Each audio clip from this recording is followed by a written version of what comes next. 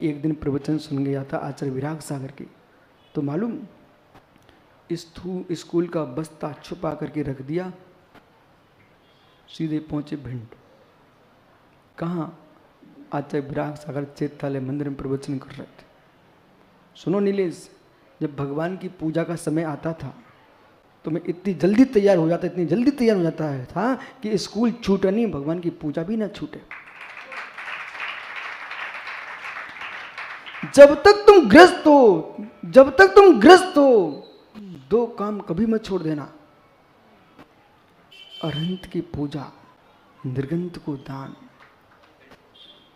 जब तक तुम ग्रस्त हो, जो व्यक्ति बिना पूजा किए और बिना दान के मुनिराज बन जाते ना, उनको मालूम जीवन में आनंद नहीं आ पाता।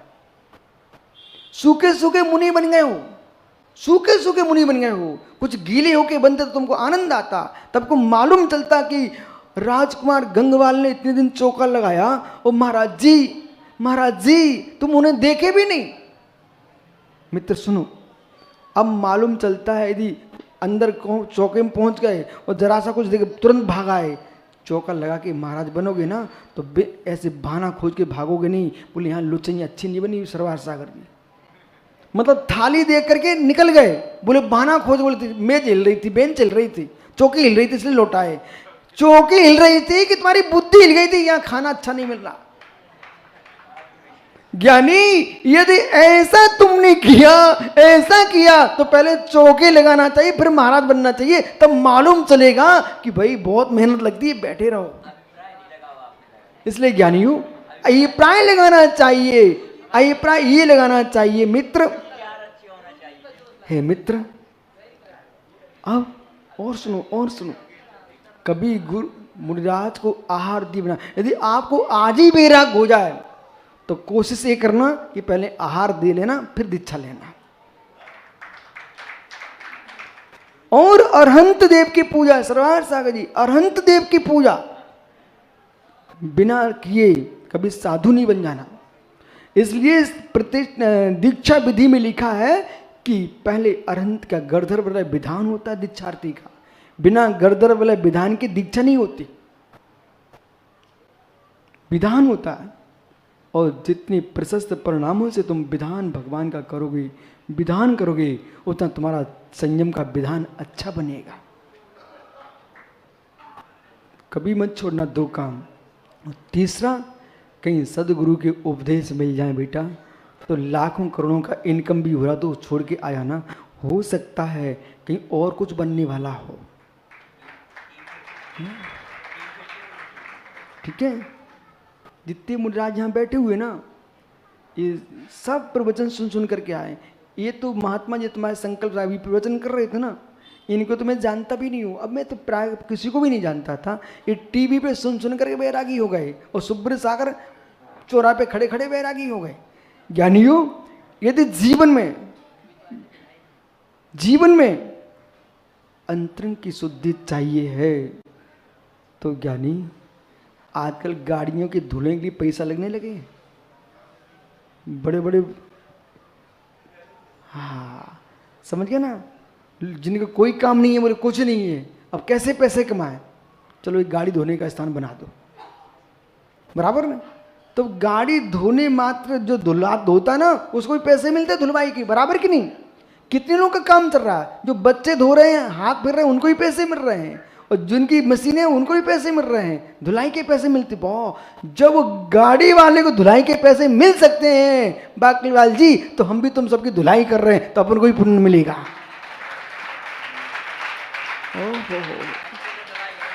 यानी आप विश्वास रखो, धुलाई के पैसे लगते कि नहीं लगते हैं, यहां तो तुम बिना फ्री में धुलाई करा रहे हो। ओहो मित्र, सागर जी, धुलाई के पैसे देना पड़ते हैं आपको। पंडित उदय चंद जी, ईमानदारी से बोलो, तुम्हारी मोटरसाइकिल भी धुलाने जाओगे तो पैसे लगे कि नहीं लगेंगे। तो इन लोगों को सोचना चाहिए, बिना पैसे के मेरी आत्मा का पूरा कचरा निकल रहा है बाहर जिनवाणी के पानी से, इनको कितना सोचना चाहिए है। बैठ जाए बाल को, केवल कहीं बैराग हुए तो चिंता मत करना, जैसे भरत काला ने दीक्षा ले ली ना, वैसे तू भी ले लेना। उनने बूढ़े होके लिए, तू जवानी में ले लेना। बैठ जाओ, गंगवाल जी विराजो। ये भरत काला ने दीक्षा ले ली, मालूम है आपको पापड़वाल जी? और श्रीपाल गंगवाल जी ने गौराई सम्मेशकर में दोनों ने दीक्षा ले लिए। इसको कहते मुनि भक्ति का प्रभाव, कि जीवन भर सेवा करी और आश्रम पिच्छी कमंडल ले लिए। चित्राबाई का नाम सुना आप लोगों ने? चित्राबाई, अरे कैसी बाई थी, देश में ऐसा कोई आदमी नहीं उसका नाम न जानता। ईमानदारी की बात है, उस जीव कितनी खरा आदमी हो, पर चित्राबाई ने जब आर्य का दीक्षा लिए, उसकी जो समाधि हुई है ना सम्मेशकर में अभी चातुर्मास में, जो लोग जानते थे सब बताओ महाराज जी, चित्राबाई की जो समाधि का समय था उसको गुरु भक्ति का फल पूरा मिल गया। इसलिए भैया जब नगर में मुनिराज हूं तब भी सेवा करना, और डगर में हूं तब सेवा दूनी करना। और जब निकुंज, जब जीवन की अंतिम डगर में हो तो बेटा सारे काम छोड़ करके सबसे पहले वहां पहुंच जाना। कारण है ना, खुली रोड पर तुम दौड़ रहे हो, कोई नहीं दिख रहा, कोई बात नहीं। जब पुलिया टूट रही हो और बाढ़ आ रही हो, ऐसे समय कोई संभालने वाला पहुंच जाए, उससे बड़ा अनिल कासवाल महान कौन हो सकता है। ऐसे बेटा किसी भी साधु की समाधि चल रही हो, ऐसे काल में तुम सेवा करने पहुंच गए, तो ऐसे मान के चलना कि टूटती पुलिया से हमने किसी को पार कराया है। पंडित जी देव कुमार जी, मित्र देव कुमार जी, अब मित्र कहा है मैंने, मित्र देव कुमार जी, भैया भैया बेटों को पोतों को जो भी हिस्सा दोगे उसका कुछ अंश पड़ोसियों को दे देना, कुछ अंश पड़ोसियों को दे देना। पंडित जी बात मेरी मान लो, अब प्रश्न करो क्यों? पंडित सुनो क्यों? इसलिए दे देना, जिनको पूरा दोगे ना, जिनको पूरा दोगे वे मटकी लेके जाएंगे जलाने के लिए, और जिनको कुछ भी नहीं दिया उनके कांधों पर जाओगे। कांधे कौन लेके ले जाएगा? सबसे पहले पड़ोसी उठा के ले जाते हैं। मित्र जिनको सब कुछ दिया वे आग लगाते हैं, जिनको कुछ नहीं दिया वे कांधा लगाते हैं।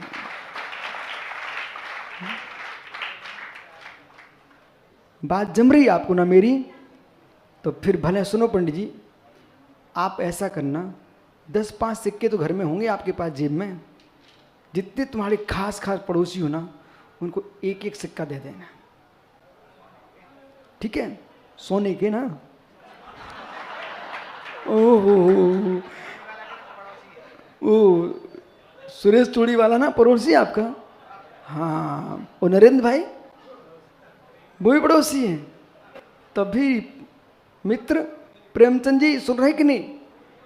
जितने अड़ोसी पड़ोसी हो ना, ये सबके हाथ में एक एक सिक्का दे देना। मतलब लोग तो अर्थी पर फेंकते तो बच्चे बटोरते हैं, तुम अपने जीते जी दे के जाना तो लोग रख लेंगे। एक माँ थी देवीन नगर की, पन्ना के पास देवीन नगर है।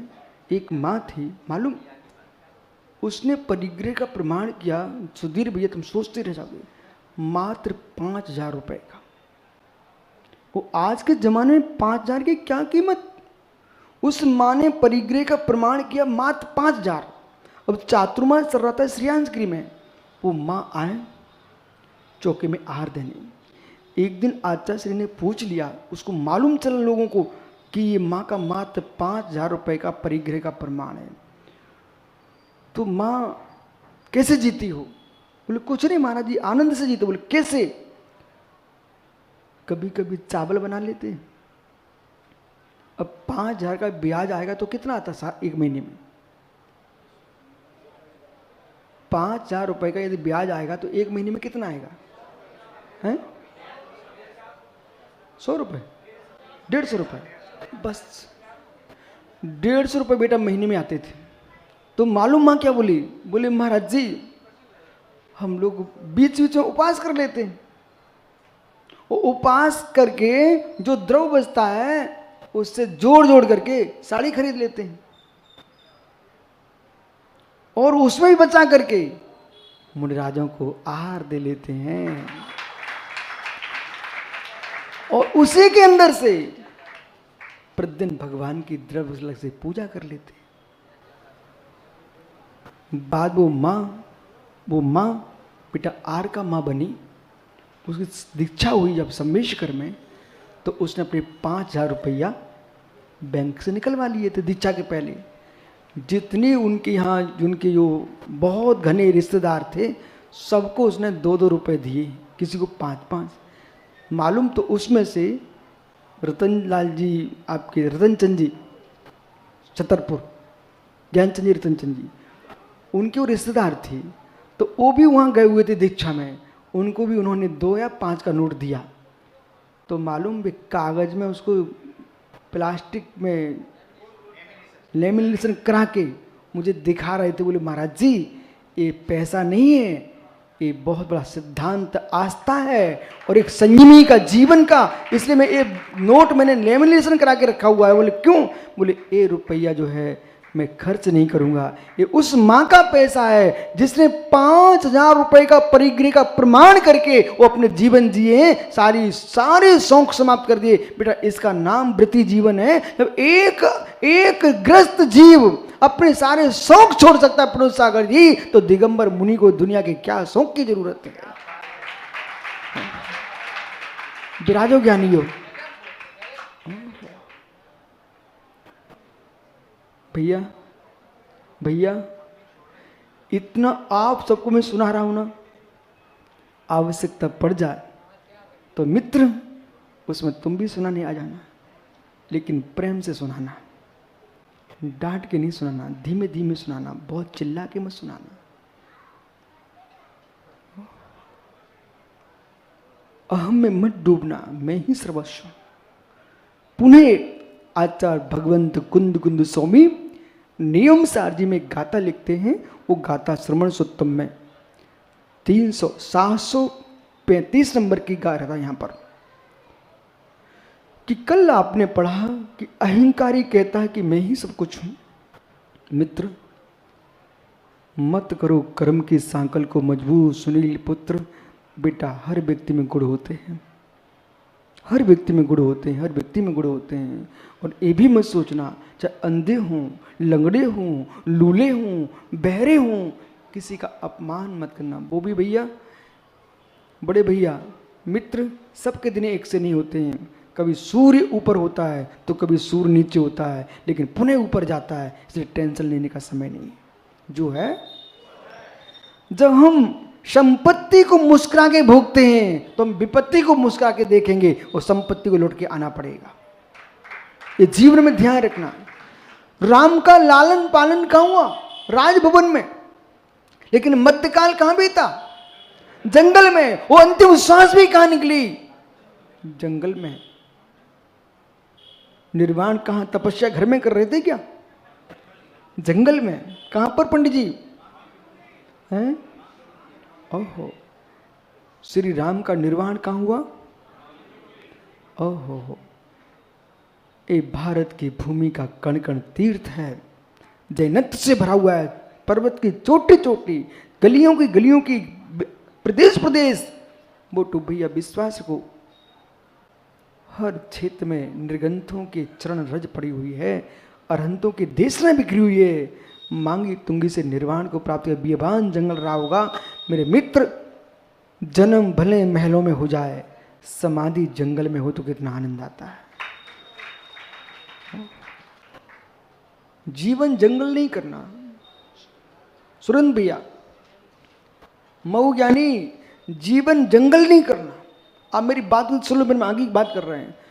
मेरा सभी लोगों से अत्यंत करुणापूर्वक कहना है, अपना जीवन जंगल नहीं कर लेना, अपना जीवन जंगल मत कर लेना।